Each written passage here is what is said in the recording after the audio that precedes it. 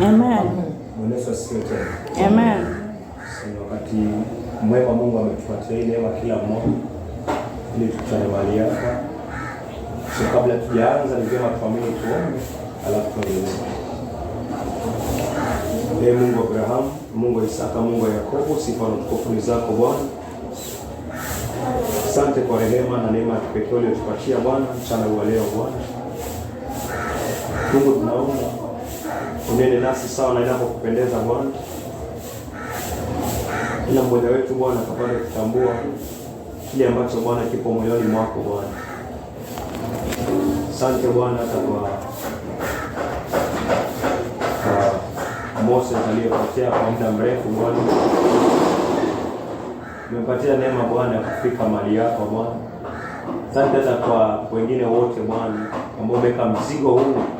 Hata umesaidia Bwana kwa sababu hata muda kila mmoja Bwana umeweza kuwa na mzigo wa kufika mapema Bwana. Nakushukuru kwa yote na hata kwa yote Bwana. Mungu tafadhali tuoneshe yale ambayo tunapaswa tuyaone. Na kwa jina la Yesu Kristo tunaomba tutakatifu.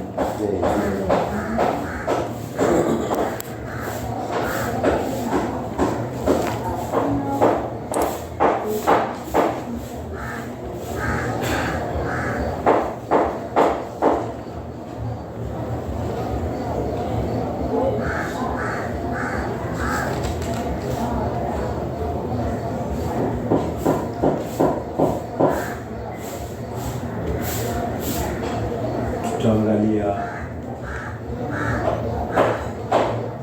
nizaandika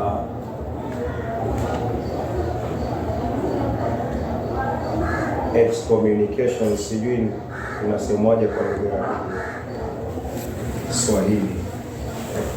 Excommunication, kutengwa. Hii ni kutengwa.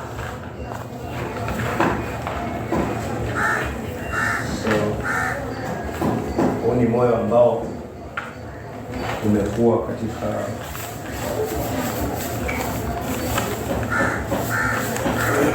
Mungu kuistahili na kutengwa, na ni tokeo ambalo makanisa mengi hayazingatii utakatifu.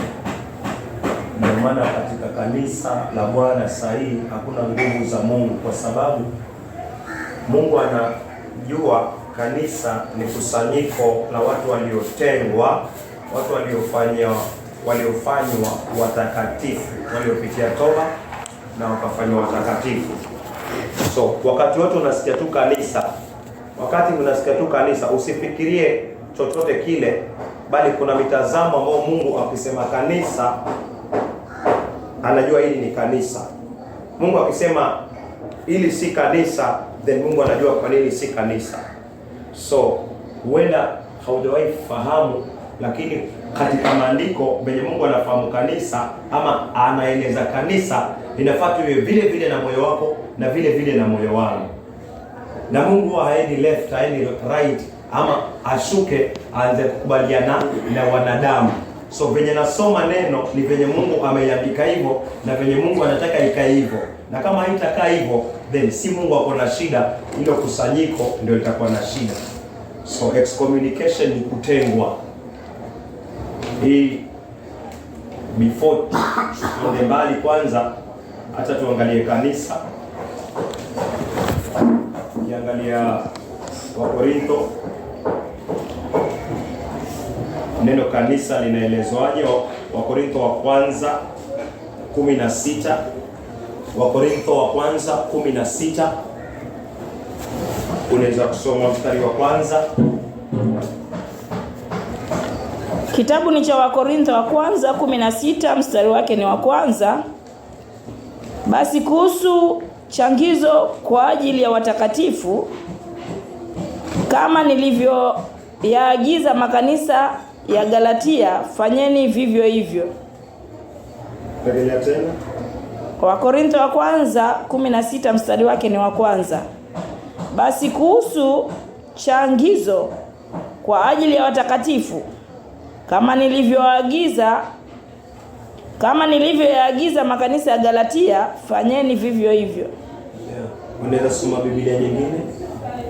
Kwa habari ya ile changizo kwa ajili ya watakatifu, kama vile nilivyoamuru makanisa ya Galatia, ninyi fanyeni vivyo hivyo.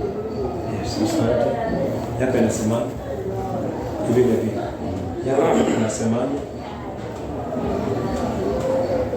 niseme kiacha tusome Wakorintho wa kwanza 16 mstari wa kwanza. Kwa habari ya ile chagizo kwa ajili ya watakatifu, kama vile nilivyoamuru makanisa ya Galatia, nanyi fanyeni vivyo. Yeah. Hiyo inaeleza kuhusiana na hiyo neno changizo ni collection. Biblia ya Mungu inasema now concerning the collection for the saints, collection, kusanyiko la watakatifu. Collection of saints. Collection ni kusanyiko. Collection ni wawili watatu wamekutana. Bwana, wenye Roho Mtakatifu ndani yao. Hii inaitwa kanisa. Kusanyiko la watakatifu. Hili ni kanisa. So, kiangalia alafu next anasema as I have given order to the churches of Galatia. Churches ni hiyo jina kanisa. So, akisema kwamba mkikutana hivi, tukikutana hivi watakatifu, hilo ndio kanisa. Watu wanaweza kutana kwa mikutano ya siasa. Wakakutana, watu 10 wamekutana kwa mkutano wa siasa. Watu 10 na watu 10 wamekutana katika mkutano wa kanisa. Haya yote ni machangizo. Haya yote ni collection. Lakini nini inafanya tofauti kati ya mkutano wa siasa na mkutano wa Mungu? Ni Roho Mtakatifu aliye ndani ya hawa wa 10 ama hawa watatu waliokutana. Wanasiasa wanaweza kutana 4.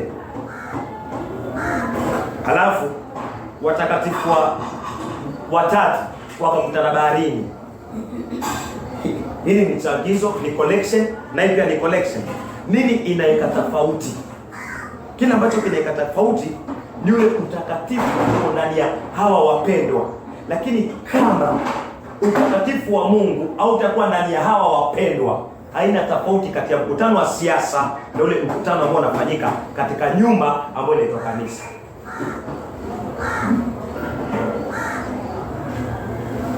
Umeelewa hiyo point? Itakuwa watu wanakutana physically, ni mwili, ni routine, ni pattern, ni mpangilio, ni desturi. Lakini hakuna nguvu za Mungu. Kwa sababu gani? Mungu akai mahali pachafu. Lazima kwanza uchafu fanye nini? Ndio kuwe na tofauti kati ya kusanyiko la wanasiasa na kusanyiko la kundi ambalo linaitwa kanisa. So hapo katika usafi ndio kuna shida. Ndio maana nguvu za Mungu hazitembei hapo katika usafi. So kuna tofauti gani kati ya watu wakutane kanisani na wako kwa uchafu, wako kwa dhambi za siri, wako kwa kiburi, wako kwa fitina, hawatii hata mamlaka, hawatii amri za Mungu vile zilivyo, lakini wamekutana kanisani? Na wanasiasa ama makahaba, malaya, wamesema leo watatuleni Casablanca. Malaya wakakutana, wakaenda wakakaa Casablanca, wakaeka masoda na mapombe. Malaya 10 huku na huku katika kanisa watu 10 ama hata wachungaji 10 ama wainjilisti 10 ama walimu 10 wakakutana, lakini ndani yao hawatii amri za Mungu. Ndani yao hawana kujitiisha chini ya mamlaka ile Mungu ameweka. Ndani yao wako na kiburi, ndani yao wako na mafarakano, ndani yao hawataki kurekebishwa. Hakuna tofauti ya wale ambao wako kanisani na wale ambao malaya wameenda Casablanca. Hawa wote machoni pa Bwana ni waovu na wako sawa. Hii inamaanisha nini? Hii inamaanisha nijiangalie mimi kwanza. Ujiangalie wewe kwanza, ujichunguze na hili neno. Je, wewe ni msafi mbele za Bwana? Je, mimi ni msafi mbele za Bwana? Ni msafi vile inavyostahili? Mimi kweli ni mwili wa Kristo? Nikija kuunganika na mpendwa mwenzangu pia yuko hivyo.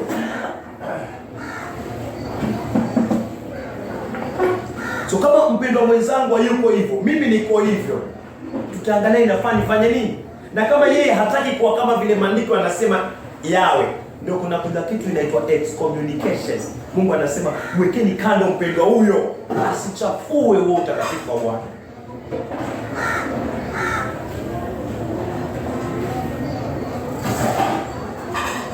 So ukiangalia Wakorintho wa kwanza hiyo moja, Wakorintho wa kwanza 1 mstari wa 2, tunaangalia kanisa. Bado kanisa ni nini? Wakorintho wa kwanza 1 mstari wake ni wa 2. Kwa kanisa la Mungu lililoko Korintho. Kwa kanisa la Mungu. So kanisa la Mungu liko vipi? Kwa kanisa la Mungu lililoko Korintho, what are the features, characteristic, tabia ya kanisa la Mungu liko vipi? Ni nini nikiingia kanisani leo inafaa nitafute? Ni nini mimi kama kanisa, wewe kama kanisa, ni nini kinaonesha wewe ni kanisa kwa kanisa la Mungu lililoko Korintho? Wale waliotakaswa katika Kristo Yesu. Wale waliotakaswa. So wale wote ambao wametakaswa ndani ya Kristo Yesu, hao ndio kanisa. Wale waliotakaswa ndani ya Kristo Yesu, walioitwa wawe watakatifu. Walioitwa, wameitwa kutoka wapi? Wameitwa kutoka kwa ulimwengu, wakatengwa na ulimwengu na Mungu kupitia toba na imani kwa kazi ambayo Mungu amefanya kupitia Yesu Kristo. Mungu akaika amri zake, kama vile Mungu katika lile sanduku la agano alimwambia Musa, hizi amri takatifu ziweke ndani, alafu ili sanduku la agano lifinikwe na kiti cha rehema. Mungu akayapa juu. So Mungu anachukua amri zake takatifu, anaziandika ndani, anaziweka ndani ya huyu mtu. Huyu mtu anakuwa hekalu la Bwana. Mungu anakaa juu yake. Watakatifu.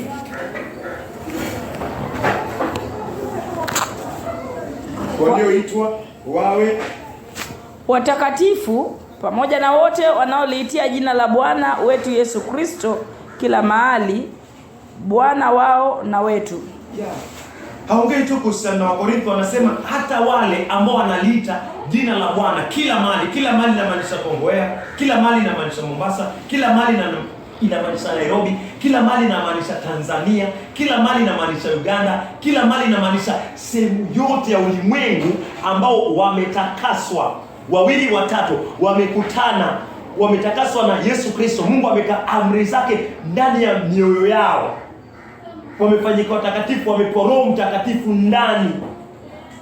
Mungu anasema hao ni kanisa. Hilo ni kanisa. Au ni kanisa kila mahali.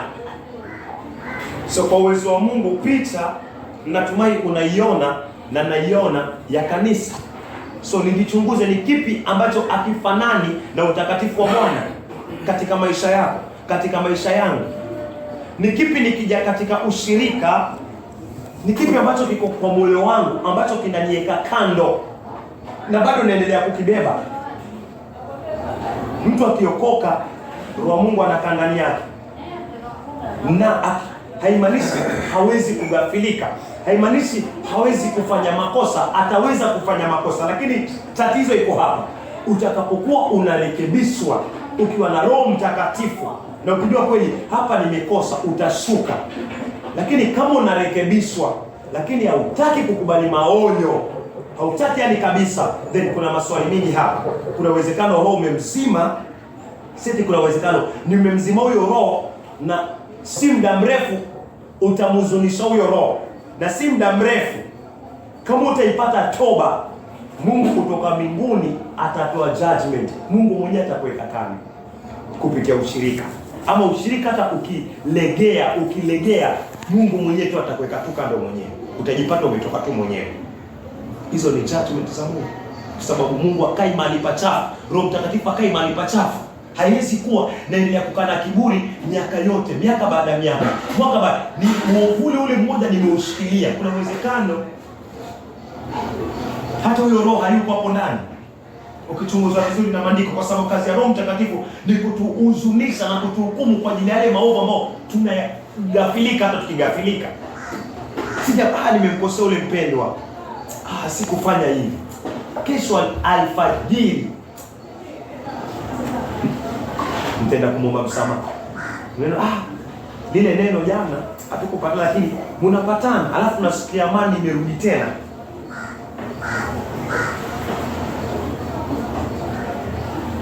So mjengaji wa kanisa ni Yesu Kristo. Yesu ndio mjenzi. Yesu ndio mjenzi wa kanisa. So nisikae niseme lile kanisa ni la yule mchungaji. Naongea kusana kanisa la kweli. Lile kanisa ni la yule mtumishi. Kanisa si la mtumishi. Mtumishi amekuwa pale kwa uwezo wa Mungu kama macho. Hakuna timu ya mpira ambayo haina captain. Kila timu ya mpira huwa kuna nahodha pale, huwa kuna captain pale. So hata katika kusanyiko la Bwana huwa kuna mtu Mungu atamweka tu pale. Haimaanishi yeye ndio kanisa. Yeye si kanisa. Yeye si kanisa. Yeye ni kiateka tu pale. So hii afani elewe, mjenzi wa kanisa ama mwanzilishi wa kanisa ni Yesu Kristo. So wakati naja katika ushirika ama nafanya dhiaka kwa ushirika, ndio simfanyii mtu yoyote, sifanyii ndugu, sifanyii dada, wamfanyia Yesu Kristo aliyejenga hilo kanisa. Nikiona hata hapa nifanye hivi, utafikiria kwamba nafanya kwa sababu ya mtumishi ama nafanya kwa sababu ya huyu ndugu. Usijidanganye. Kanisa si ya ndugu, kanisa si ya mtumishi, kanisa si ya mwalimu, kanisa si ya mwinjilisti. Kanisa ni ya Yesu Kristo ambaye Mungu amempatia mamlaka Yesu aijenge kupitia mwili wake. So nikienda kinyume na ndugu ambaye yuko na Kristo ndani yake, si ni kinyume na yeye, naenda kinyume na Kristo aliye ndani yake. Naenda kinyume na kanisa ambao wewe pia ni kanisa ambao kuna Roho Mtakatifu. So kanisa ni nani? Kanisa ni kusanyiko. Dada ni kanisa, ndio. Mtumishi ni kanisa, ndio. Ni kanisa, ndio. Ni kanisa, ndio. Ni kanisa, ndio. Wale wa Sunday school ambao wameokoka wako na Roho Mtakatifu, au ni kanisa, ndio. Pia hata au ni kanisa, wale wako na Roho Mtakatifu. Miaka 7, 11. Wana bwana ndio mema na mabaya na wanakutana na injili vizuri. Hao pia ni kanisa. So sasa zingine ni sio ina mentality kwamba mradi yuko na Yesu ya Sunday school miaka 11, yuko na Yesu ndani yake. Kanisa ni kusanyiko la watakatifu. Roho wa Mungu akiwa ndani yako, wewe ni kanisa. Wakorintho wa kwanza 3 mstari wa 16, ama mjue kwamba nyinyi ni hekalu la Bwana. Ni kanisa hilo kwa sababu Roho anakaa ndani yenu. So nikimdharau hata yule mtoto wa Sunday school ambaye yuko na Roho Mtakatifu ndani yake, nimedharau kanisa. So inamaanisha kila kiungo chenye Roho Mtakatifu ni muhimu. Kila kiungo chenye Roho Mtakatifu ni muhimu. Dada mwenye Roho Mtakatifu, ndugu mwenye Roho Mtakatifu ni muhimu. Alafu nijiangalie sasa uhusiano wangu na huyu ndugu, uhusiano wako na yule dada, uhusiano wako na huyu mtoto wa Sunday school ambaye kwa uwezo wa Mungu ameweka roho yake ndani yake. Uhusiano wako uko vipi? Manake nisiseme niko sawa na kanisa, watu wanatudai niko sawa na kanisa, mimi niko sawa na kanisa, na wakati hauko sawa na ndugu, hauwezi hata kumsalimia. Kanisa ni nini? Ina maana hujajua kanisa ni nini, ama sijajua kanisa ni nini. Kama siwezi kukusalimia, siko sawa na kanisa. Manake kanisa ni Roho Mtakatifu amekaa ndani ya moyo wa ndugu. Hiyo ndio kanisa, hilo ndio hekalu la Bwana. Sasa kama siwezi kukusalimia, na itakuwaje sawa na kanisa? Ina maana sijatambua kanisa ni nini. Na nikiulizwa, uko sawa na kanisa? Niko sawa kabisa mimi na kanisa. Sina shida. Mwasalimiana na wale wapendwa, yule simsalimii. Uko sawa na kanisa kweli? Ina maana waongea kuhusiana haya matofali. Waweza kuwa sawa na haya matofali. Mtazamo wako waweza kuwa ni haya, si haya. Ni wewe, mimi na kusanyiko. Kama uhusiano wangu na wako hauko sawa, hatuko sawa na kanisa, nitukae. Nani amekosa hapa? Iteni mtu watatu. Nani amekosa? Uovu uko wapi? Nani hataki kushuka? Okay. Na kama anaendelea kukaa hivyo, anaendelea kukaa hivyo, basi atachafua kusanyiko lote. Maandiko yanasema ni bora ikwe kando.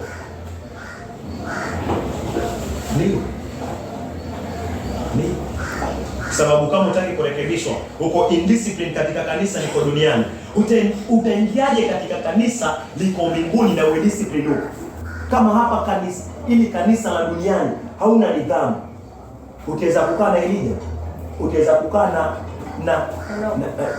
na Enoch hata sekunde moja. Watakwambia ondoka hapa, kwa sababu kama hauwezi discipline kukaa na wengine katika kanisa ambao hawako juu kama Yohana ambaye alikatwa kichwa. Utaweza kukaa na mtu ambaye alihubiri toba nyikani na watu wakafurika kwenda nyikani huko mpaka kichwa chake kikakatwa? Hautaweza. So discipline inaanza katika kanisa hapa duniani, na lazima discipline iwe. Nataka nirekebishwe na Bwana, nataka Mungu anirekebishe katika kanisa lake la Mungu. So mtu ambaye yuko indiscipline katika kanisa hili la duniani hawezi kuwa discipline katika kanisa la mbinguni. Ndio maana Mungu ametengeza mahali ambapo kunaitwa jehanamu. So usijidanganye.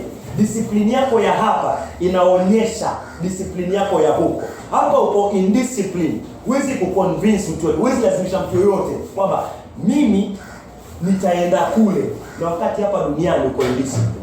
Hawezi. Kwa sababu hapa duniani ni kanisa, ili ya mbinguni ni headquarter. So kama katika branch hauko sawa, utaweza kuishi katika headquarter? Inawezekana. So ni kujidanganya, ni kitu ambacho inaitwa pride, ni kiburi iko ndani ya moyo wa mwanadamu. Yaani mimi niko tu sawa. Hauko sawa mpendwa, kama hali yako iko hivyo. Na Mungu anasema hivi, ili nipate toba, niregee, nirudi haraka nipate toba, nione kweli siko sawa.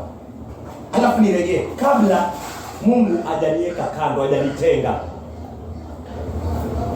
So unaweza angalia kanisa zaidi. Okay, mjenzi, mwanzilishi wa kanisa, Mathayo 16.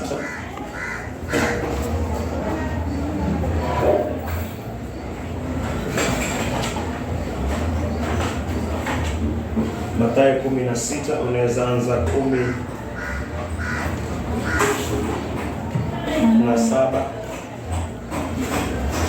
Kitabu ni cha Mathayo 16, mstari wake ni wa 17.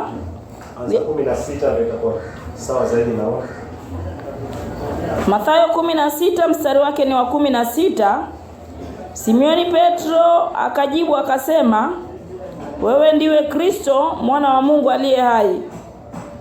Yesu akajibu akamwambia, heri wewe Simoni Bariona, kwa kuwa mwili na nyama havikukufunulia hili, bali Baba yangu aliye mbinguni.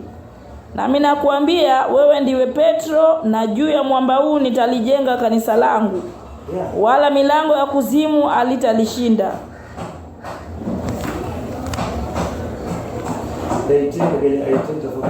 Nami nakuambia, Yesu ndo anasema hayo maneno, wewe ndiwe Petro, na juu ya mwamba huu nitalijenga kanisa langu, wala milango ya kuzimu haitalishinda. Yesu anasema wewe ni Petro, na juu ya mwamba huu nitalijenga kanisa langu,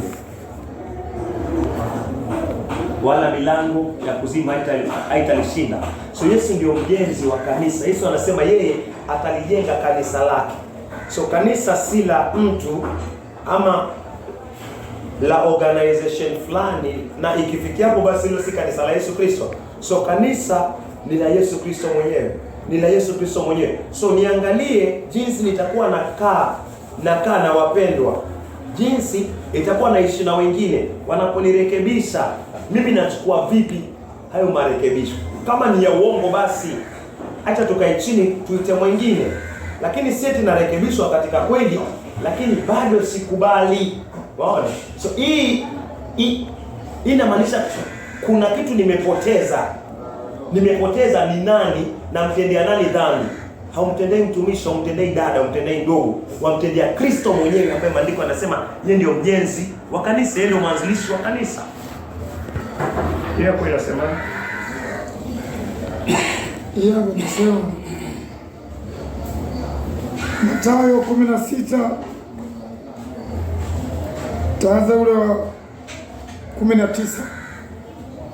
Inasema, nami nitakupa wewe funguo za ufalme wa mbinguni, na lolote utakaolifunga duniani itakuwa limefungwa mbinguni, na lolote utakaolifungua duniani itakuwa limefunguliwa mbinguni. Yeah. Kiona kanisa pia Yesu ni mjenzi na Yesu pia amelipatia mamlaka.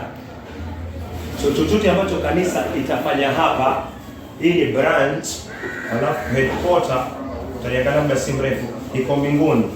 So chochote ambacho mwanadamu anafanya hapa, alafu kanisa ikikusanyika, alafu hataki kurudi, hataki kugeuka, alafu kanisa iombe, alafu kanisa imweke kando, inamaanisha hata la mbinguni litamfanya nini? Litamweka kando. Alright. So nione hiyo seriousness, alafu niondoke katika udanganyifu kwamba mimi naweza kuwa tu sawa. Hakuna kanisa, hakuna Mkristo, hakuna kanisa ambalo ni kanisa la kipekee. Hakuna kanisa la mtu mmoja. Hilo si kanisa. So nisiseme mimi niko tu sawa, naweza wewe si kanisa. Na kanisa lazima uwe sure mko wawili ama watatu wenye Roho Mtakatifu. So nikiwa mmoja niko na Roho Mtakatifu, wengine hawana Roho Mtakatifu, still bado hilo halijakuwa kanisa. Hilo halijakuwa kanisa. Lazima niwe nimeconfirm kwamba niko na Roho Mtakatifu na yule mwingine yuko na Roho Mtakatifu. Na yule mwingine hata kama hana, mradi tuko more than two, then hilo ni kanisa. Wenye Roho Mtakatifu. Na chochote ambacho mtakubaliana, Yesu anasema pia mbinguni itafanya nini? Itakubali. Hiyo connection iko vertical iko. So wakati natembea mate kanisa ama namtemea mate ndugu, ujue umtemee huyu ndugu mate hapa, hayo mate yanagonga paka wapi? Juu. Na wakati nafanya mazuri ndani ya kanisa la Bwana, hayo mazuri yanaishia hapa duniani, yanaenda paka wapi? Paka juu. So whether nafanya kizuri ndani ya kanisa kinaenda paka juu, whether nafanya kibaya katika kanisa kinaenda paka wapi? Kinaenda paka juu. So niangalie sana, Yesu yuko katikati.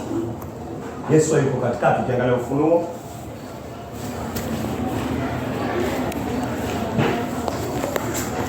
wawili watatu wakikusanyika, Yesu yuko katikati. Hivi ni vinara 7.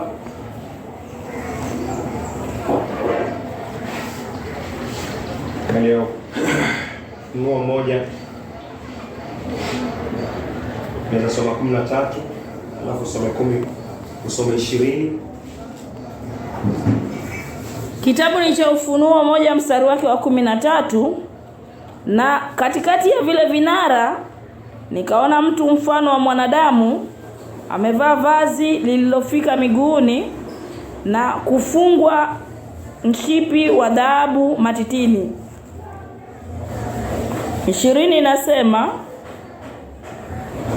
siri ya zile nyota 7 ulizoziona katika mkono wangu wa kuume, ya vile vinara 7 vya dhahabu, zile nyota 7 ni malaika wa yale makanisa 7, na vile vinara 7 ni makanisa 7.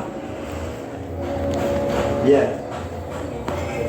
Ukisoma 13 waona vinara 7, alafu Yesu yuko katikati hivyo vinara 7. Makanisa 7, Yesu yuko katikati. Alafu kila kanisa liko na malaika.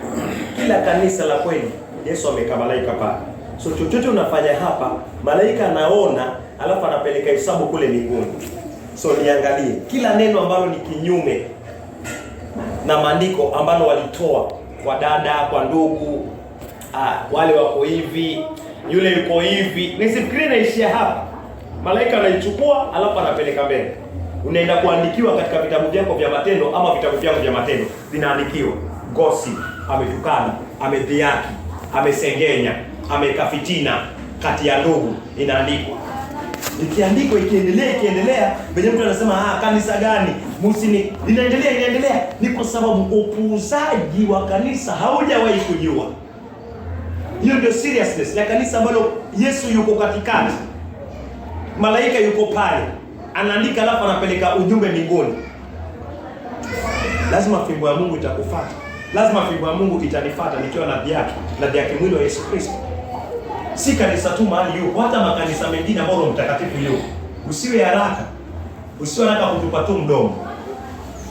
Maana Roho Mtakatifu akiwa pale na kweli wameokoka kweli na umeongea hivyo, malaika ile kanisa amechukua amepeleka mbinguni. Utakuwa na hatia. Hautasema uko na hatia. Utakuwa na hatia. So yani fundisha nisidikuwa na hofu na mwili wa Yesu Kristo.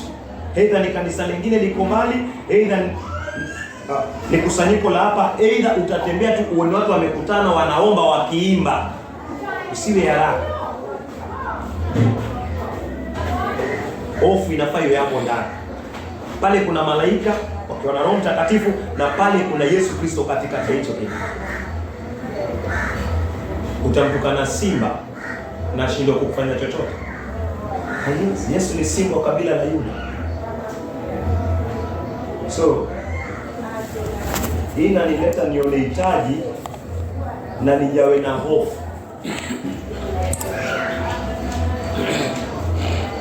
Kwa ndugu na dada,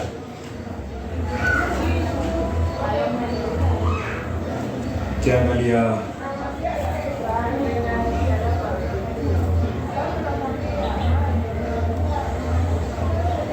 mbinguni. Sasa natumai tumepata taswira ya kanisa ni nini. Hata tuangalie hii neno la mwisho, alafu tutasonga mbele kidogo. Kiangalia Wakolosai, tumaini Wakolosai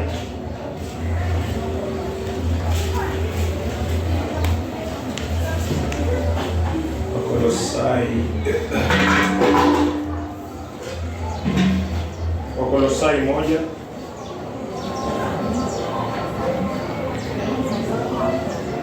tunaweza soma mstari wa 18. Kitabu ni cha Wakolosai 1 mstari wake wa 18.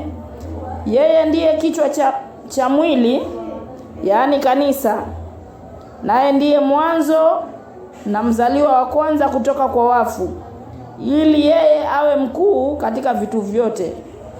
Tarudia, Wakolosai 1 mstari wake wa 18. Yeye ndiye kichwa cha mwili, yaani kanisa, naye ndiye mwanzo na mzaliwa wa kwanza kutoka kwa wafu, ili yeye awe mkuu katika vitu vyote. Yesu ndio kichwa cha mwili. Yesu ndio kichwa cha mwili. Mwili ni kanisa. So Yesu ndio kichwa cha mwili, yani kanisa. So kichwa cha mwili ama kichwa cha kanisa ni Yesu Kristo. Alafu inaongea kuhusiana kanisa ni mwili. Kanisa ni mwili, Yesu ni kichwa. So kanisa ni mwili. Wakati ndugu ameokolewa, ni mwinjilisti, anaweza itwa miguu. Yeye kazi yake ni kupeleka habari njema. Wakati mpendwa mwingine ameokolewa, anaweza kusupport needs za kanisa, anaweza itwa mkono. Yeye kazi yake ni kubeba mahitaji ya kanisa. Wakati mwingine yuko pale amepewa karama ya unabii kupitia Roho Mtakatifu, kibali, gift ya Holy Spirit ni prophecy. Anaweza kuonyeshwa kwa uwezo wa Mungu yale ambayo yatafanyika, yale ambayo yatakuja, ama amepewa ufunuo wa kuelewa vitabu vya unabii. Yeye anakuwa macho. Wakikutana pamoja, mkono, macho, miguu mwinjilisti, alafu mwingine amepewa karama ya uchungaji, anaweza kulea nafsi. Wakikutana pamoja, Mungu anasema uno ni mwili. Kuna mkono, kuna mguu, wainjilisti, macho, manabii, masikio, hayo yote unaitwa mwili. Alafu sasa kile kichwa ndio maandiko yanasema ni Kristo. So Yesu anaongoza huu mwili wote. Kichwa sasa kiko mbinguni. Yesu amekaa mkono wa kuume wa Mungu. Hiyo ndio headquarter. Hiyo ndio kanisa kuu iko hapa. So haya makanisa mengine yote ambayo yako duniani, hii ni mili ya Yesu Kristo. Hii ni mili. So ninakwenda kinyume na ndugu ambaye ni macho ama ni mguu ama ni mkono, naenda kinyume na mwili wa Yesu Kristo. Naenda kinyume na mwili wa Yesu Kristo. Na nikienda kinyume na mwili wa Yesu Kristo, Yesu mwenyewe atatoa hukumu zake kwako kama kwangu. Hii afaa izidi kunipatia mtazamo. Wale watu ambao wanakanyaga damu ya Yesu Kristo, maandiko yanasema hukumu yao ni kubwa. So mimi nikiwa nakanyaga mwili wa Yesu Kristo, hukumu yangu iko tu vile vile na hao ambao wanaikanyaga damu ya Yesu Kristo, aidha kanisani ama nje ya kanisa. So kanisa si kitu cha kuchezea. Kusanyiko la watakatifu si mahali pa kufanya dhiaka. La sivyo, kwanza uhakika utatoka na laana. Na hiyo laana haitakuwa kwako tu pekee yako, kutoka mpaka kwa watoto wako. Haitaenda kwa watoto wako, itaenda mpaka kwa mke wako ama mume wako, ama hata wazazi wako. So nijiangalie vizuri. Uhusiano wangu na mwili ambao ni kanisa, mwili wa Yesu Kristo. Tukiwa tumetambua hayo, then mwili wa Yesu Kristo ni mtakatifu. Na tukiangalia mbinguni, kuna kitu Mungu alifanya mbinguni. Tukiangalia Ufunuo, before tuangalie Ufunuo, samahani, hii ndio naamini ni excommunication ya kwanza. Excommunication, yaani kutengwa kwa ibilisi na malaika wengi zaidi. Tuangalie kitabu cha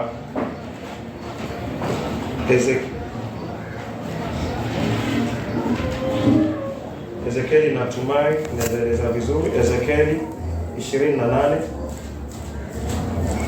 Mtu wa kwanza kutengwa kutoka kwa kusanyiko la watakatifu ni ibilisi, shetani. Na hii method ni Mungu alianzisha. Unaweza angalia Ezekieli 28. Naweza anza mstari wa kwanza.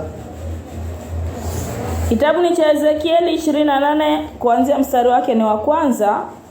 Neno la Bwana likanijia tena kusema, mwanadamu, mwambie mkuu wa Tiro, Bwana Mungu asema hivi, kwa kuwa moyo wako umeinuka, nao umesema mimi ni Mungu, nami nimeketi katika kiti cha Mungu kati ya bahari, lakini mwanadamu wala si Mungu.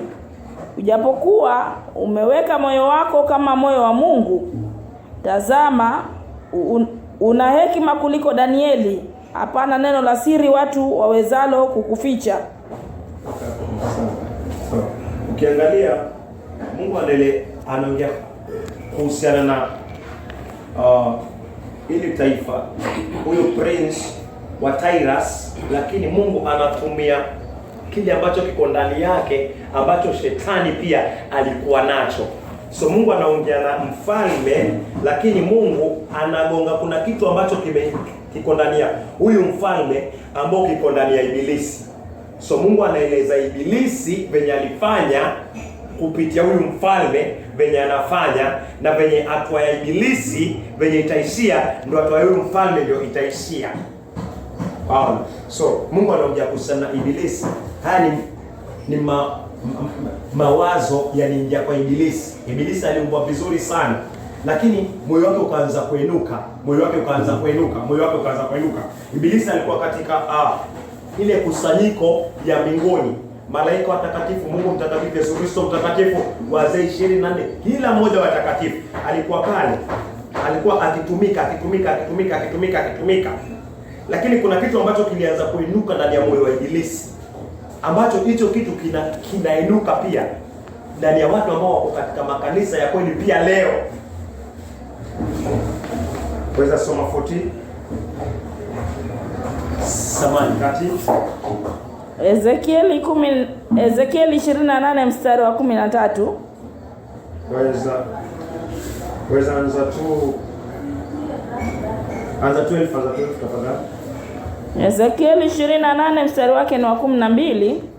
Mwanadamu, umfanyie maombolezo mfalme wa Tiro, umwambie Bwana Mungu asema hivi: wewe wakitia muhuri kipimo, umejaa hekima na ukamilifu wa uzuri. Ya, hivi ndio shetani aliumbwa. Aliumbwa katika hekima, aliumbwa katika perfect, ukamilifu katika uzuri. Yaani ukamilifu inamaanisha yeye ndio kipimo. Sema hiki kitu ni kizuri kabisa. Yeye ndio alikuwa kipimo Ibilisi. Yaani perfect in beauty. Perfect kabisa. Yaani hana hata doa. Wana uzuri. Mungu alimuumba vizuri yani kabisa. Mungu alimuumba na mwili wake wote kabisa. Vizuri kabisa zaidi hata wengine wote. Alafu pia inasema God sealed up the sun.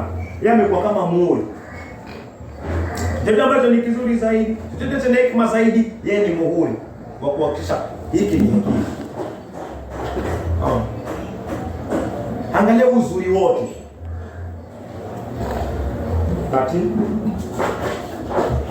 Ulikuwa ndani ya Edeni, bustani ya Mungu.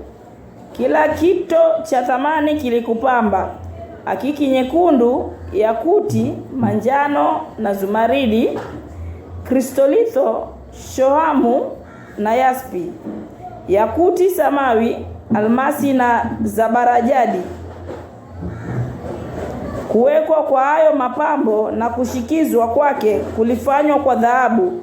Siku ile ulipoumbwa yaliandaliwa tayari. Ibilisi alipoumbwa, Lucifer alipoumbwa, Mungu aliandaa mawe mazuri akamwekea, akamuumbia hayo mawe. Akawa na meta, akawa tofauti kabisa, akawa mzuri yani kabisa. Yeye mtu akimwangalia anaona urembo uliokamilika. Mungu alimuumba na moyo wake wote kabisa. Ukiangalia inasema amekuwa katika Edeni la Bwana na kila mawe mazuri Mungu alimweka. Waweza kuwa umepata ufunuo, waweza kuwa uko kanisani, kuna kitu kizuri Mungu ameweka ndani yako. Umeokoka ndio, na kuna kitu kizuri Mungu ameweka ndani yako. Alafu sasa Ibilisi venye alikuwa anaanza kukuongelesha ama anaanza kuniongelesha, alafu naanza kumea pembe, ama mimi pia naanza jiona niko na uzuri. Huo uzuri inafaa uelewe, huo uzuri wako na uzuri wangu haufiki hata wa Ibilisi. So inafaa ninyenyekee sana, inafaa ninyenyekee, kwa sababu Ibilisi amekuwa uzuri zaidi na zaidi na zaidi, mara milioni zaidi yangu. So mimi nikipoa karama ya uinjilisti ama ukipoa karama ya unabii ama ya uombezi, hiyo yani ili umfike Ibilisi bado kabisa. Sasa inamaanisha mimi nikianza kujivuna tu na karama ka uinjilisti ni hatari hadi zaidi. Ibilisi alikuwa na vyote kabisa. Lakini kiburi bado ilifanya nini? Ilianza kuinuka. Kumbuka yuko katika kusanyiko la watakatifu, yuko mbinguni na uzuri wote Mungu amempatia. Lakini uzuri ukaanza kuinuka. Na uzuri wao unainuka kwa wanadamu kila wakati, kila dakika. Ina maana inapata macho yangu yaone huyu Ibilisi, alafu niwe kila wakati na utubia huo moyo. Yaani nageuka kutoka kwa huo moyo. Nageuka. Nisichukue nafasi ya Kristo. Nisije tu kushuka nyuma. Hata kama kuna uzuri, ndio uzuri watokana na nani? Watokana na Mungu. Mimi siko katika lolote. Alafu niangalie kiburi. La sivyo utajipata watembea njia ambazo ni za huyu Baba, na atakutembeza na atanitembeza. Ulikuwa ndani ya Adeni, bustani ya Mungu. Kila jiwe la thamani lilikuwa kifuniko chako. Akiki na yakuti manjano na almasi na zabarajadi na shoamu na yaspi na yakuti samawi na zumaridi na barahamani na dhahabu. Kazi ya matari yako na filimbi zako ilikuwa ndani yako. Katika siku ya kuumbwa kwako zilitengenezwa tayari. 14. Wewe ulikuwa kerubi mwenye kutiwa mafuta. Alikuwa kerubi mwenye kutiwa mafuta. Kumbuka Kristo katika Waibrania aliyekuwa mafuta na Mungu. Waibrania 1:9. Yesu aliyekuwa mafuta. Maandiko yanasema Ibilisi pia aliyekuwa nini? Alitiwa mafuta. Mungu akikuweka mafuta, wewe si kitu kidogo Petro. Wewe si kitu kidogo, wewe ni mtu mkubwa kabisa. So niangalie, huyu mtu amekuwa mafuta na Mungu, anameremeta kweli. Nje ni msafi, ndani ni msafi. Nani amemweka mafuta? Mungu mwenyewe kwa mkono wake. Ndio. Wewe ulikuwa kerubi mwenye kutiwa mafuta afunikae, nami nalikuweka hata ukawa juu ya mlima mtakatifu wa Mungu. Umetembea huko na huko kati ya mawe ya moto. Ulikuwa mkamilifu katika njia zako tangu siku ile ulipoumbwa hata uovu ulipoonekana ndani yako. Uovu ulipatikana ndani yako. Naamini uovu ulipoonekana, Mungu akaamka tu siku moja akasema, haya, huyu atolewe. Mungu anamuita. Mungu anaona uovu. Vile kama Kaini. Mungu anamwambia Kaini, dhambi inagonga kwa inakuotea moyoni, inakutamani, inabisha, inapaswa ufanye nini? Uishinde. Penye Mungu alimuonya Kaini, penye Mungu alionya Ninawi kupitia Yona. Mungu anaonya, amki tu na kutoa hukumu. Anaonya. Na mimi nilikuwa naonya huyu Ibilisi. Lakini kila maonyo yakija, anaona niweke kando kwa sababu inafika mahali ukishadharau kanisa la Bwana. Hata kanisa likikuonya, bado unaona maonyo hayo hayana maana. Yaani hakuna chochote Mungu anaweza kufanya. Unaona hakuna kitu mnaweza kunifanya. Kweli Yesu hawezi kukufanya chochote. Yesu anaweza kukufanya ni kiburi. Mungu hawezi kumfanya chochote Ibilisi. Mungu anaweza kumfanya kila kitu ambacho Mungu anataka Ibilisi. Lakini Ibilisi anakuwa blind, haoni, kwa sababu kiburi hupofusha.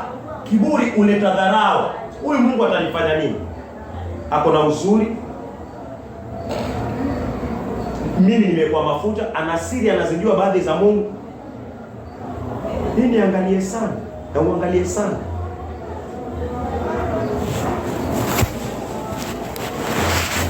Zingine hausemi kwa mdomo, lakini imefika wakati wa ushirika kama siku za Sabato ama hata siku ya Sabato. Nasema hata leo nisipoenda, kwani kuna tofauti gani? Then ina maana uko na shida kubwa sana wewe. Yes, hivyo ndio inakuwa unasema hata nisipoenda hakuna shida, ina maana uko na shida kubwa sana wewe. Kubwa sana, lakini pumzi unaipumua bado ni ile ya Mungu. Mbona usipumue yako hiyo siku ya Sabato? Hiyo siku ya Sabato mbona usipumue hiyo yako? Useme leo sitaenda Sabato ya Bwana, na hii pumzi pia sitaitaka, nitaitumia yangu mwenyewe. Hawezi fanya hivyo. Ina maana kuna shida iko ndani, lakini mimi na wewe hatuioni. Kuna kitu unahitaji kwa Mungu na kuna kitu unahitaji kwa Mungu. So niweke chini moyo wangu nishuke, nimpe Mungu muda wake.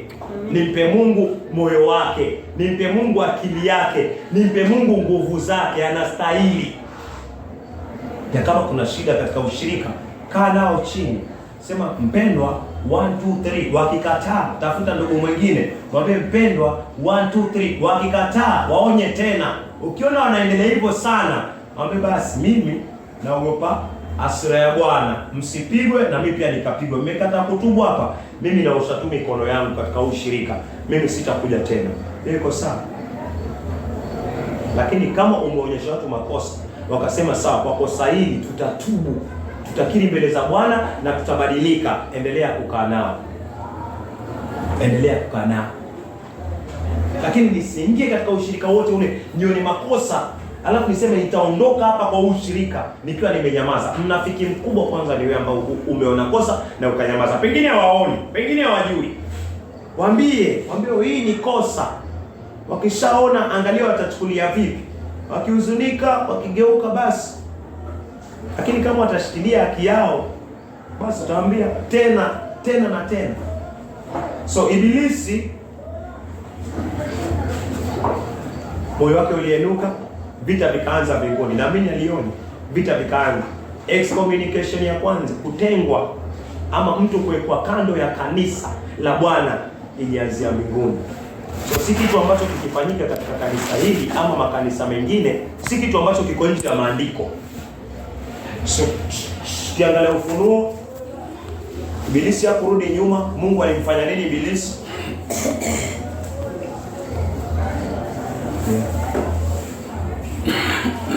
Ufunuo 12. Naweza kuanza tu mstari wa 7 ni sawa.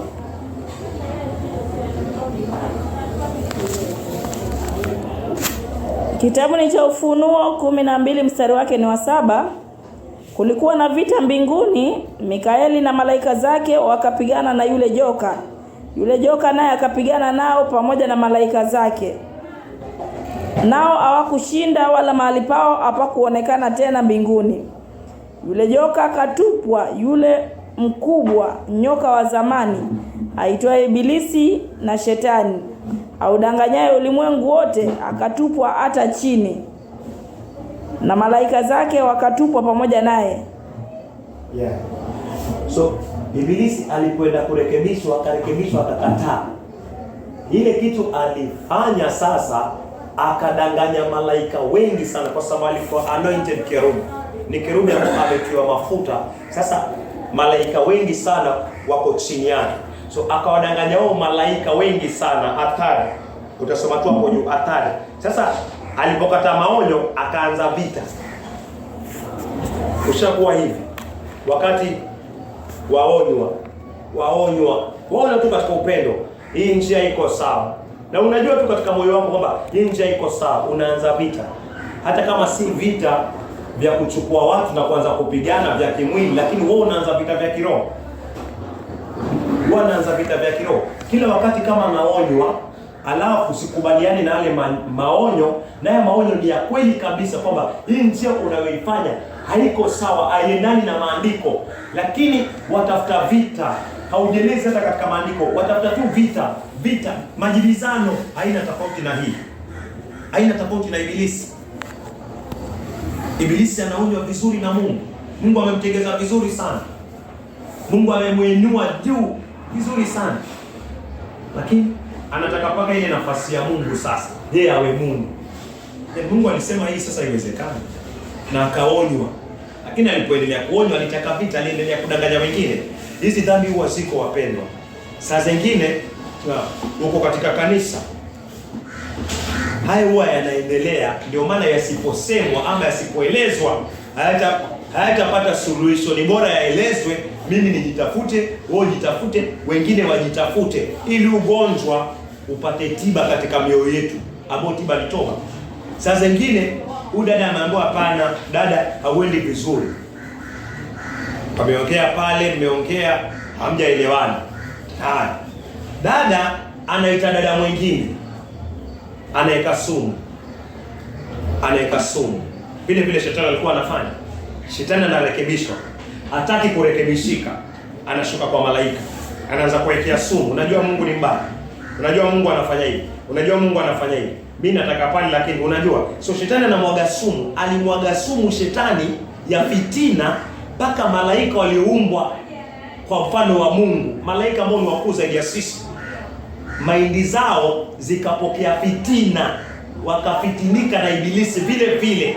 Wakakuja nyuma ya Ibilisi, wakaanza kumpiga Mungu ambaye amewaumba. Unafikiri fitina ni ugonjwa mdogo? Malaika Mungu amemuumba, Ibilisi Mungu amemuumba. Ibilisi akaweka fitina kwa kiumbe ambacho kimeumbwa na Mungu. Sasa kiumbe kikawa kinyume na muumbaji aliyemuumba. Ni sawa unamfitini mtoto aende kinyume na babake. Wewe ni mtu mzuri kweli? Wewe ni muovu. Hiyo ni kazi ya Ibilisi. So nijichunguze, wakati nimerekebishwa na dada na ndugu na mtumishi, wakati nimerekebishwa, nichunge sana. nikubali niseme sawa, hilo ni sawa, ama kama sikubaliani naye nitafute wengine tukae nao chini, lakini nisijaribu kumwaga, unajua mtu fulani yuko hivi, unajua fulani yuko hivi, unajua hii ni kazi ya ibilisi, hii ni fitina. Hii ndio iliangusha malaika hatari. Na sasa malaika tukisimama mbele ya hukumu, hakuna kitu kingine wanangoja.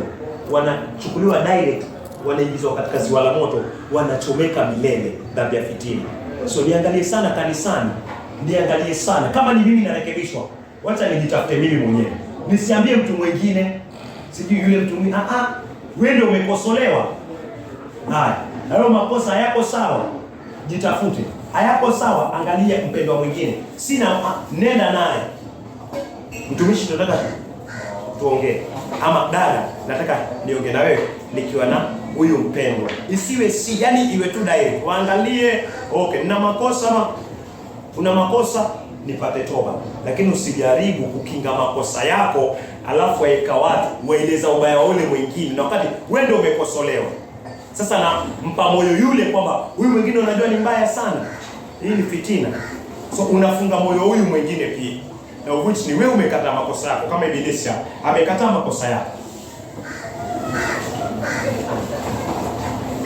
Mstari wa 3.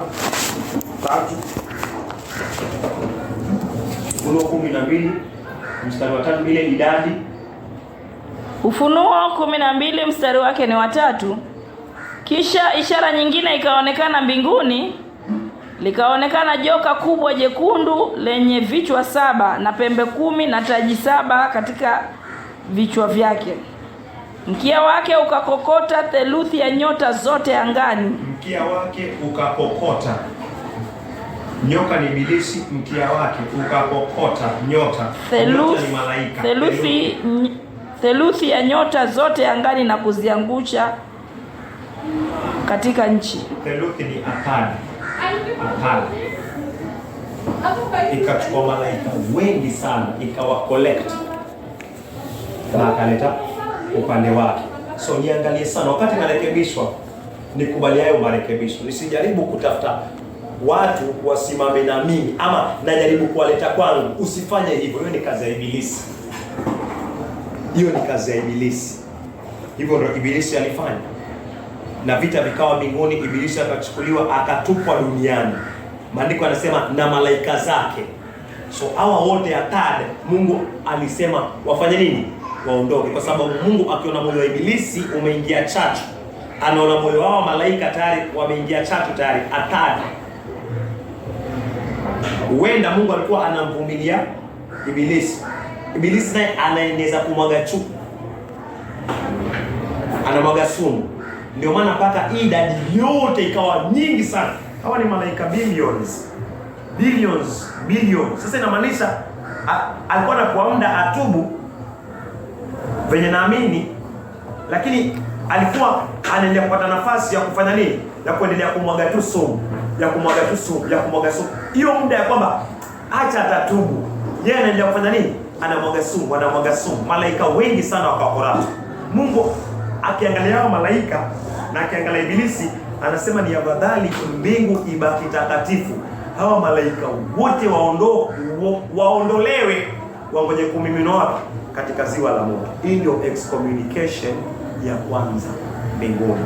Katika kusanyiko la mbinguni, hii ndio kutengwa kwa mara ya kwanza. Excommunication inamaanisha kutengwa, kuwekwa mbali na society, kuwekwa mbali na ushirika kwa sababu ya dhambi ambao ama maovu ambao umekataa kutubu, hata haujatii neno la Bwana. Umedharau Roho Mtakatifu, umedharau neno, umedharau kanisa la mbinguni, umedharau ushirika wako hapa duniani, Mungu Yesu Kristo. Sasa kama haiwezekani kabisa huyu mtu, maandiko yanasema huyu mtu haikwe kando, atengwe. Akitengwa pale ili apate toba, mwili wako upatiwe nini? Upatiwe shetani. Mbona Mungu hakuacha wawe ibilisi alafu nao malaika wengine? Hao malaika wengine wachafu wangeeneza hiyo fitina kwa hao malaika wengine, alafu mbingu haingekuwa takatifu. Kitu kichafu kikiwa chachu kidogo chachua donge lote. So Mungu anasema huyu ibilisi atoka, atupwe. na malaika yoyote yule ambaye ameungana naye, kuko na donge la tatu ndani ya malaika. Hawa pia wote watolewe. Wote watolewe Mungu. Wote kabisa utapoteza wewe. Mungu anasema ondoeni tatu kabisa iondolewe ili mbingu ibaki safi. Hiyo ndio inaitwa excommunication. Hiyo ndio inaitwa mwili wa Yesu Kristo ubaki mtakatifu vile ulivyo. Lakini baada ya maoni ngala wa Korintho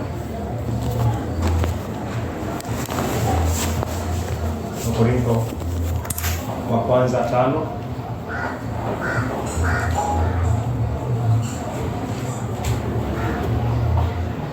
Unaweza kwanza 5:1. Wakorintho wa kwanza 5 mstari wake ni wa kwanza. Maandiko yanasema, yamkini habari imeenea ya kuwa miongoni mwenu kuna uzinzi ambao hujawahi tokea hata miongoni mwa watu wasiomjua Mungu, kwamba mtu anaishi na mke wa baba yake. Nanyi mwajivuna. Je, haiwapasi kuhuzunika na kumtenga na ushirika wenu mtu huyo aliyefanya mambo hayo? Hata kama siko pamoja nanyi katika mwili, niko nanyi katika roho. Nami nimekwisha kumhukumu mtu huyo aliyetenda jambo hili, kama vile ningekuwepo. Mnapokutana katika jina la Bwana wetu Yesu, nami nikiwepo pamoja nanyi katika roho, na uweza wa Bwana Yesu ukiwepo, mkabidhini mtu huyu kwa Shetani, ili mwili wake uharibiwe, ili roho yake iokolewe katika siku ya Bwana. Majivuno yenu si mazuri. Je, hamjui ya kwamba chachu kidogo chachua donge zima la unga? Ondoeni chachu ya kale, ili mpate kuwa donge jipya lisilotiwa chachu, kama vile mlivyo. Kwa maana Kristo mwanakondoo wetu wa Pasaka amekwisha tolewa kuwa dhabihu. 8.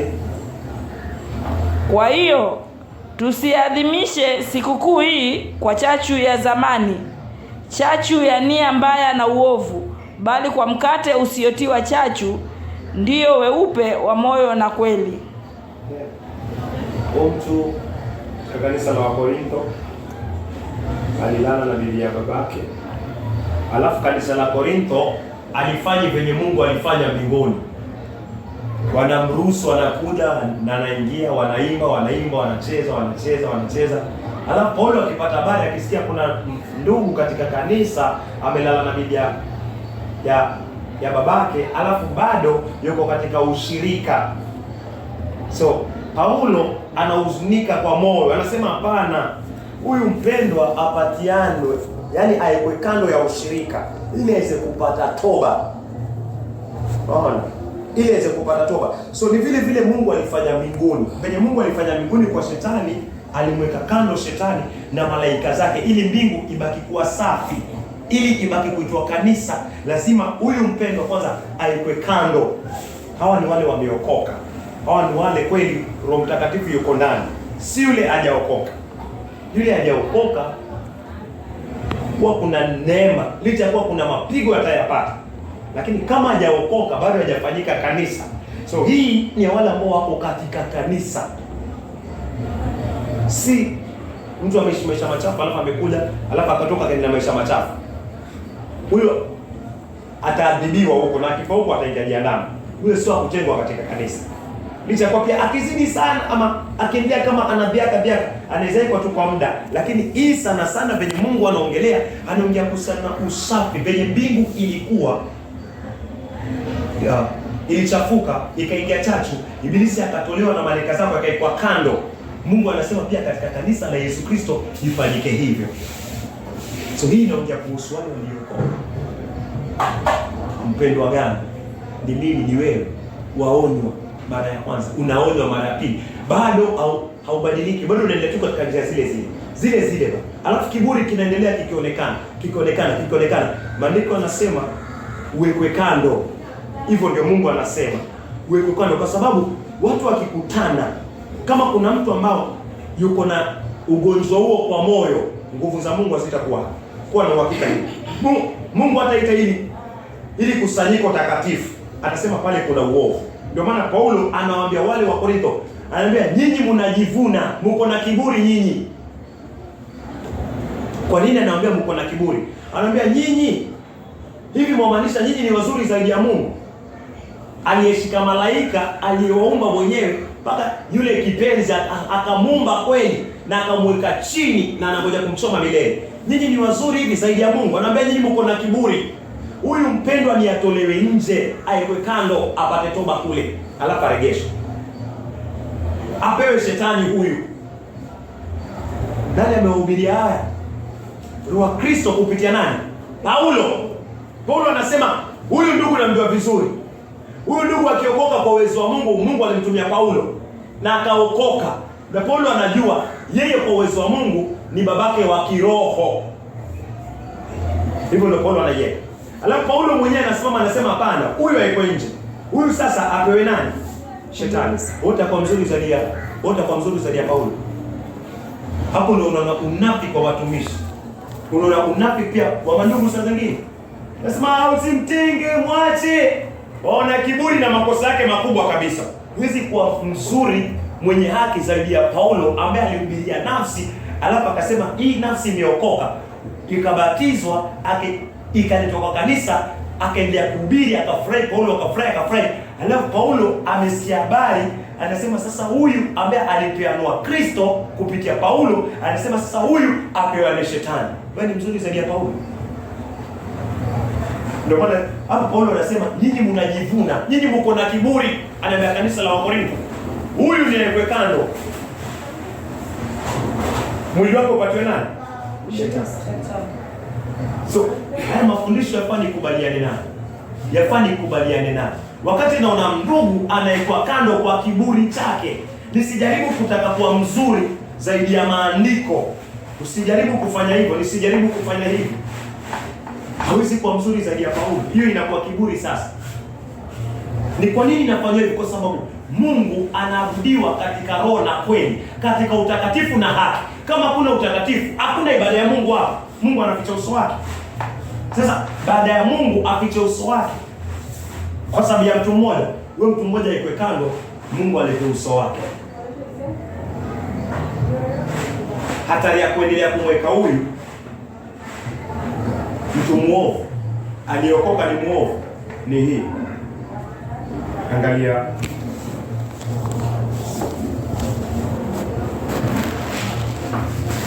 acha tuangalie Isaia 51, samahani, Isaia 59.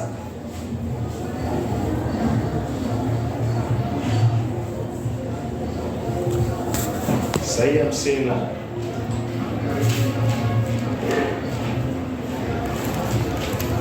Isaia 59. Naweza kuanza mstari wa kwanza na wa pili. Kitabu ni cha Isaia 59 mstari wake ni wa kwanza. Tazama, mkono wa Bwana au kupunguka hata asiweze kuokoa, wala sikio lake si zito hata lisiweze kusikia. Kwa makini na hizo sentensi, anza tena tafadhali. Isaia 59 mstari wake wa kwanza.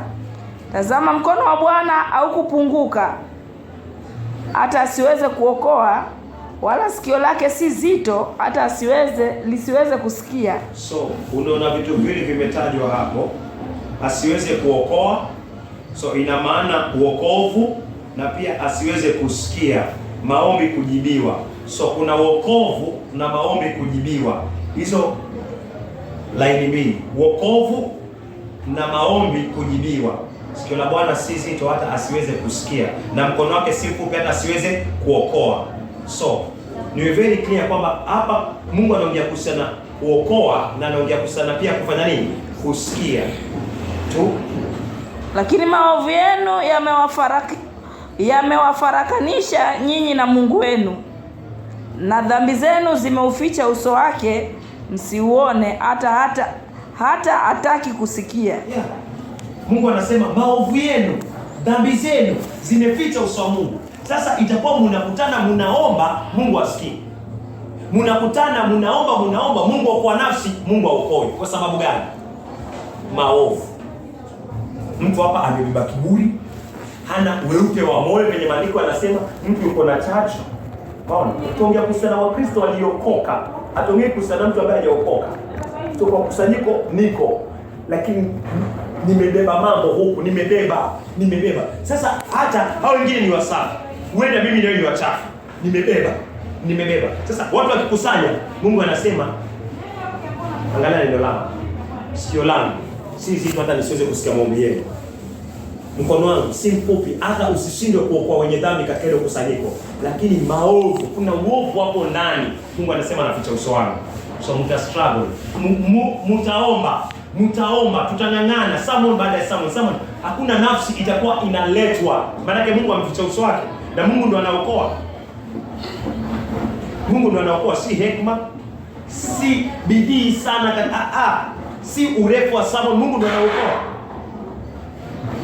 Ni kwa sababu Mungu ameficha uso wake. Ni kwa sababu kuna wapendwa katika kusanyiko hilo wameokoka, lakini hawako sincere, hawana mioyo meupe. Aidha kiburi, aidha faraka, zile tu. So hiyo ndio hatari. Mmekuwa ni experience katika ushirika. Yes, haya tumekuwa tuki-experience kwa Mungu. Ni kwa sababu gani? Kwa sababu ya ndugu wameokoka na wamedhihirisha imani kwa ubatizo, lakini mioyo yao haiko sawa. Ndio maana nafsi haziokolewi mpaka sasa.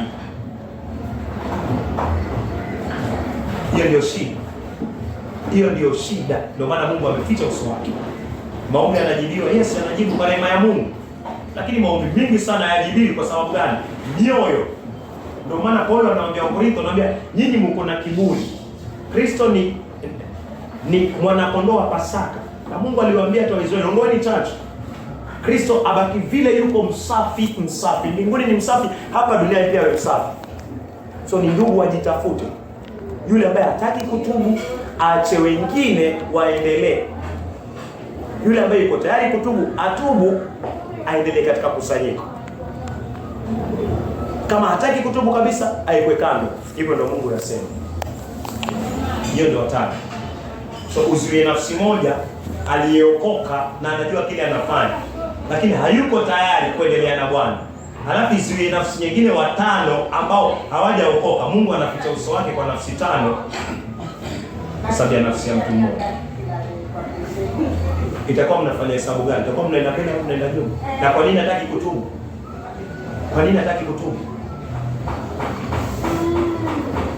So tujiangalie hapa. Tujiangalie vizuri sana. Na nijiangalie vizuri sana. Hii ndio kanisa. Mungu hajui kanisa lingine isipokuwa venye analieleza hapa. So nisiwe na kanisa lingine la mawazo. So kuzuia mtu kama huyo ameonywa mara nyingi, ameonywa kabisa, maandiko yanasema hivi, ameonywa kabisa na Roho Mtakatifu kupitia vyombo ambavyo Mungu ameviweka.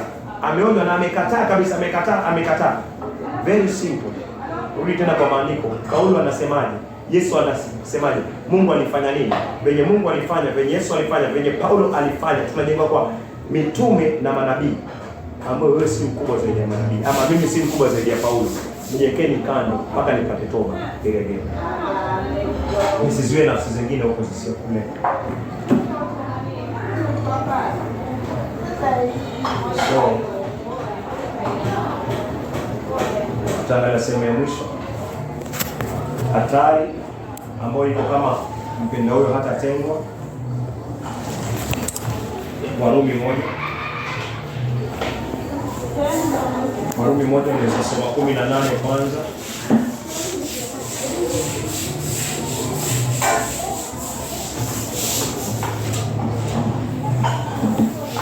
Kitabu cha Warumi 1 mstari wake ni wa 18. Kwa maana ghadhabu ya Mungu imedhihirishwa kutoka mbinguni juu ya uasi wote na uovu wa wanadamu waipingao kweli kwa uovu. Kwa maana ghadhabu ya Mungu imedhihirishwa kutoka mbinguni juu ya uasi wote na uovu wa wanadamu waipingao kweli kwa uovu. Ndio Mungu anasema hasira ya Mungu imedhihirishwa kutoka mbinguni kwa kila kiovu. Kila kiovu hasira ya Mungu iko juu. 29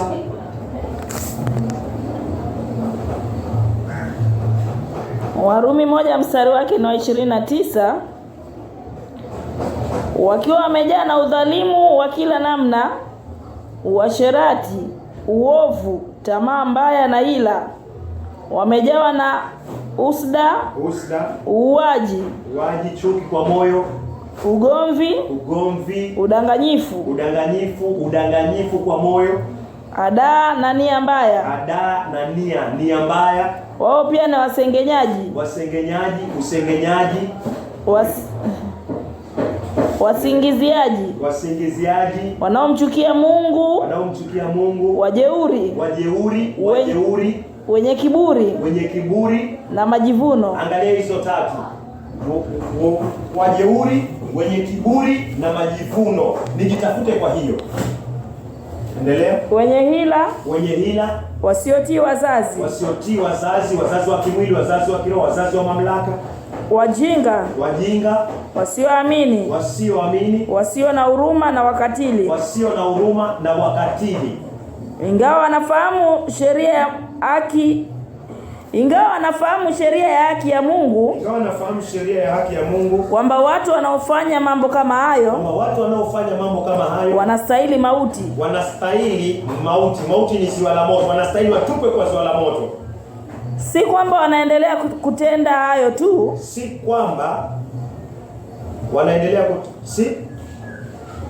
kwamba wanaendelea kutenda hayo tu, bali pia wanakubaliana na wale wanayoyatenda. Wale pia wanaokubaliana nao, si wale tu wanatenda. Anyway, sentence. Si wale tu wanatenda ujeuri, wanatenda kiburi, wanatenda majivuno, wanatenda chuki, wanatenda usingiziaji. Maandiko yanasema si wale tu wanayatenda, bali wale ambao wanayajua na wanashirikiana nao. Mimi sitendi, lakini nashirikiana na wewe. Wewe wayatenda, mimi siyatendi, lakini tunashirikiana pamoja. Njoo tumege mkate pamoja, njoo tushiriki neno pamoja. Maandiko yanasema tunashirikiana. So asira ya Mungu ikiwaka, mstari wa 18, 1:18 Warumi, ikiwaka kwa huyu mzizi msherati, Mungu anasema hata mimi nitanipiga. So ni ndugu ameokoka, lakini amejawa kiburi. Hataki kurekebishwa. Either ni mimi ama ni wewe. Neno la Mungu halina upendeleo. Lakini sitaki kurekebishwa. Maandiko yanasema nikishirikiana na wewe, mimi nikipigwa, wewe pia utakuwa umeshirikiana na mimi katika uovu huo, wewe pia utachapa. So hiyo ndio hatari. Paulo anaambia nyinyi kanisa la Wakorintho, nyinyi mnajivuna na mko katika hatari sana kwa sababu ya kumweka huyo ndugu wako. Waisraeli walienda kupigana katika kitabu cha Joshua, walienda kupigana. Walionywa kabisa kwamba msichukue chochote ambacho mwenda Jericho Mungu atawapatia ushindi. Msichukue chochote ambacho kinatoka huku Jericho isipokuwa Rahab. Rahab pekee yake ndio alikuwa achukuliwe. Maana yake Rahab aliamini na nyumba yake yote. Rahab akatolewa Jericho, akaletwa Israeli kwa ile kambi mahali alikuwa. Alafu Muisraeli katika hiyo kundi ambaye anaitwa Akan akaenda Jericho, akachukua kitu akachukua vyombo kutoka Jericho akaja akavificha. Basi walikwenda vitani. Nini lilifanyika? Waisraeli waliuawa. Wanauawa kwa sababu ya kosa la mtu mmoja. Ni kwa sababu gani? Kambi ikiingia unajisi, Mungu anapiga kila mtu ambaye yuko pale. Wangejua mapema, wangemweka kando apige mawe. Lakini hawakujua, ilikuwa limefichwa. Lakini baadaye ndo alikuja kutambua. Wakamtoa Akan, wakampiga mawe, alafu akaenda, Mungu akawapatia ushindi. Unaona? So asili ya Mungu itawapa. Usijifanye wewe uko zaidi ya Elia ama zaidi ya neno la Bwana.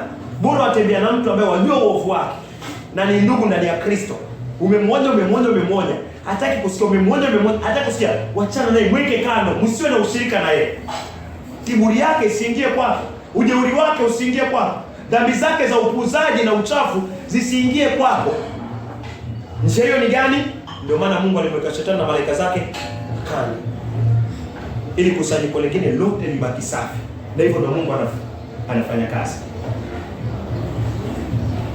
So hiyo ni excommunication. Tumeangalia kwa sehemu Mungu akipenda tukuendelee. Lakini haya tumekuwa kiendelee na mnafahamu.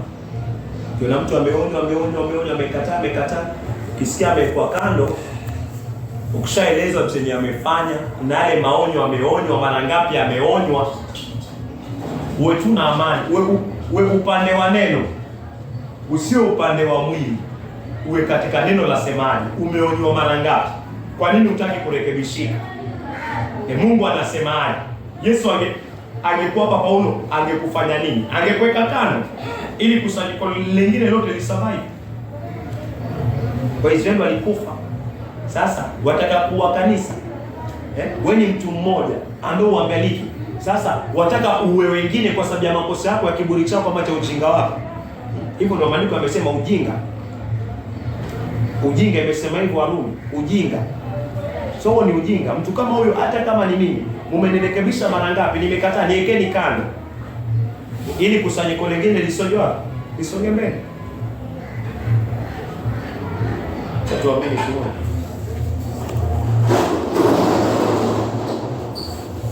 Naweza kuomba Petro.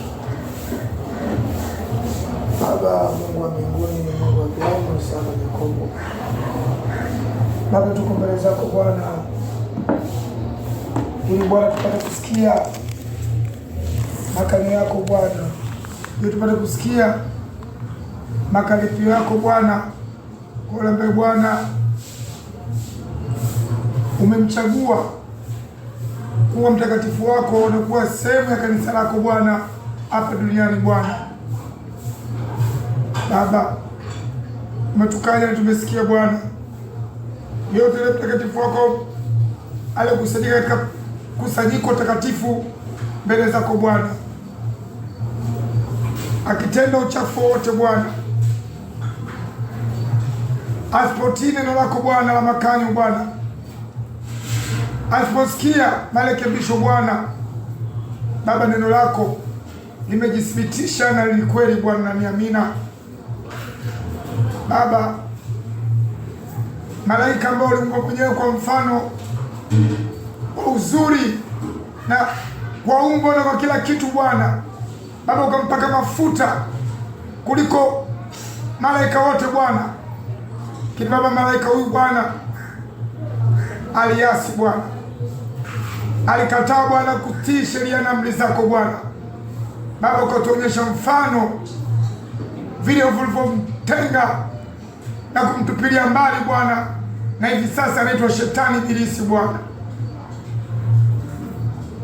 Baba, upendi kusanyiko lako lolote ile Bwana ambalo liko katika kweli Bwana, neno lako Bwana yote Bwana, ambaye asiyetii neno lako Bwana. Baba, umetoa mamlaka na uwezo na umetuonyesha Bwana kupitia mtumishi wako uliyekutana naye Bwana Paulo Bwana, alisema mtu huyo Bwana katika kanisa la Korinto Bwana atengwe Bwana. Baba, na katika ushirika wako huu wa African Pent Bwana, Baba, chochote kile ambacho Baba umetuonyesha, chochote kile Baba kinaonekana Bwana, Baba, tutafuata na kuenenda sawasawa na neno lako Bwana. Acha hukumu yako Baba ikatende Baba sawasawa na neno lako Bwana. Acha kutengwa Bwana kuonekane sawasawa na neno lako na kanisa lako Bwana. Baba, alifai kanisa la watakatifu Bwana kuwa na unafiki ndani Bwana, kuwa na machafuko ndani Bwana, kuwa na kutokuelewana ndani kanisa hilo Bwana. Baba, umeruhusu kupitia neno lako Bwana mtu huyo Bwana atengwe, awe kwa mbali Bwana, akatupiwe Shetani Bwana, ili kupitia huko nje Bwana Baba ukampatie toba, ili Baba atakapotambua makosa yake Bwana, Baba arejeshwe katika kundi lako na kusanyiko lako takatifu Bwana. Baba, umenena haya Bwana, si kwa yule mtu ambaye hajaokoka Bwana, yule ambaye Bwana hajatia amri zako na sheria zako Bwana. Baba, mtu yule kupitia neno lako umempa nafasi ili apate kuja na kusikia Bwana. Lakini Baba ukatoa makanyo yako Bwana, kwamba hata huyo mtu naye ambaye hajaokoka anakataa kutii neno lako, anakataa kufuata sheria za amri za neno lako Bwana, mtu huyo pia naye atengwe Bwana. Baba, tumetii sauti yako, tumetii neno lako Bwana. Baba, acha ushirika wako ukapate kushuka chini Mungu wetu, neno lako likaongezeke Bwana. Baba, hakika umefunua maneno haya Bwana kupitia mtumishi wako Bwana. Baba, si uamuzi tu atakaochukua wa kibinadamu Bwana, bali Baba alinyenyekea na akapata kusikia sauti kutoka kwako Bwana. Baba, chochote ambacho Baba utatenda kupitia ushirika huu, yote ambaye kwenda kinyume na neno lako Bwana, Baba, mamlaka na uwezo umepeana Bwana. Ulipeana mamlaka kwa Petro Bwana. Ulimwambia Petro, nakupa funguo Bwana. Lolote lilifunga duniani na mbinguni litafungwa. Lolote lilifungua duniani na mbinguni litafunguliwa Bwana. Baba, tenda sawa sana neno lako Bwana. Baba, ondoa chachu yote katika kanisa lako hili Bwana. Baba, tuko mahali hapa Bwana katika kumartime Bwana, katika kupoteza wakati Bwana. Baba, wakati umekwisha Bwana, muda umekwisha Bwana, na kubembelezana mtu mwovu akusanyike katika kusanyiko hili Baba, ambalo kupitia uwezo wa Roho wako Mtakatifu Bwana limeamua kukufuata na kujikanya Baba kupitia neno lako Bwana. Baba, jithibitishe kupitia neno lako Bwana. Baba, tenda kupitia neno lako Bwana. Baba, yote tuliyosikia Bwana, Baba tenda sawa sawa na neno lako Bwana. Baba, hakuna mtu unemchukia, hakuna mtu unemkataa Bwana, lakini Baba neno lako limeruhusu Bwana mtu ambaye anakataa kukaa katika neno lako, mtu ambaye anakataa kutii neno lako Bwana na kutii kanisa lako lilo takatifu Bwana. Baba, mtu huyo umeruhusu atengwe Bwana. Baba, acha neno lako likatende sawa sawa na ushirika huu Baba utakapotenda Bwana. Baba, hata tengwa kwa sababu ya mwili Bwana, hata neno kwa sababu ya chochote kile Bwana, Baba anatengwa ili Mungu kampe toba, akapata kutambua makosa yake, kisha Bwana ukamrejeshe, aungane na kanisa lako, aungane na takatifu wako, ili Baba akafanye kazi yako Bwana. Ndipo sababu atengwa kwa sababu kuna chuki, bali anatengwa ili Mungu kutane naye, ukamonyeshe maovu yake na akapate toba, kisha kanisa litampokea yeye matakiri na kukubali makosa yake Bwana. Baba, tunasema ni asante kwa wote wapendwa tukusanyika mahali hapa. Tunasema ni asante hata kwa wale waliosikia neno lako Bwana. Bwana Mungu, wewe ucheki na nafsi ya mwanadamu. Wewe utaki kupuuzaje katika neno lako Bwana. Baba, wewe unataka kupuuzaje neno lako Bwana. Awe ndani ya kanisa, awe nje ya kanisa Bwana. Baba, ajiandae, awe na uhakika jehanamu na ziwa la moto akitoka katika ulimwengu ataingia Bwana. Baba, tuombe hayo Bwana. Baba, wavute katika neno lako, wavute kwa Bwana Yesu Kristo, ili Baba wapatie toba waliokuwa ndani ya kanisa na waliokuwa nje ya kanisa Bwana. Baba, hakuna muda Bwana, hakuna wakati Bwana wa mwanadamu ambaye anaelekea kesho na kesho kutwa Bwana. Baba, wakati wa wokovu ni sasa Bwana. Baba, tenda sawa sawa na neno lako, tenda sawa sawa na neno lako lilivyo Bwana. Acha Roho wako Mtakatifu Bwana akatende Bwana. Baba, tunakushukuru kwa kila mmoja aliyemelema Bwana. Baba, tunasema ni asante, tumefika mwisho wa neno lako Bwana, lakini neno lako bado lazidi kuendelea Bwana.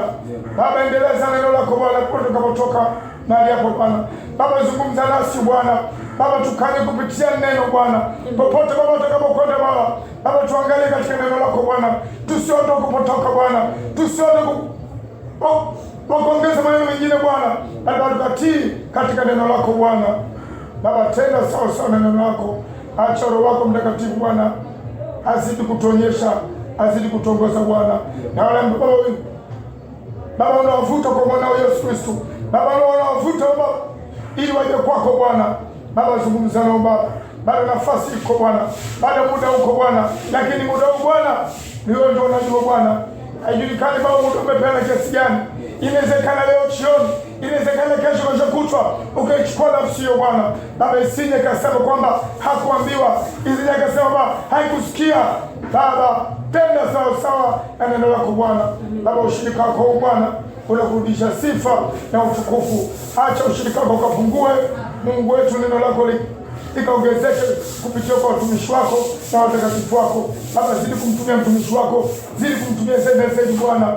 Baba, muondolee chochote kile ambacho hakikosawa Bwana, kingoe Bwana. Baba, mzidishie, muongezee neno lako na ufahamu wa neno lako Bwana.